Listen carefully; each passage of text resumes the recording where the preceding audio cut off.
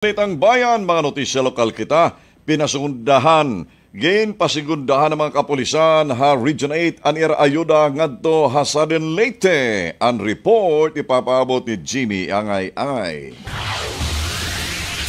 Otro naghatag ng relief operation sa PNP Camp Roberto Kang Leon, Hapalo Leyte, mga malupyo Southern Leyte. Inansar ni Police Regional Office 8 Regional Director Police Brigadier General Jason Capoy. Sa Balacan General Capoy nga inin padayon nga paghatag ang serbisyo mga malupyo pinagyang flagship program nga JCAP SCAR to Serve and Share flagship program. Kinbuhat ini ha Barangay Malbago, Buntok, Southern Leyte na kalabay nga adlaw.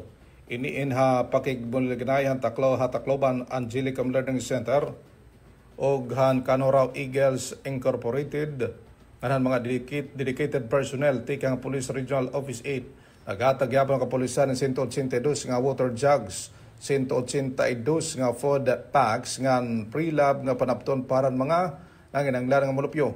Ini nga pagisumpayan ng kapulisan ng Panoy Mabuligan ang mga mulupyo habugos nga Eastern Visayas.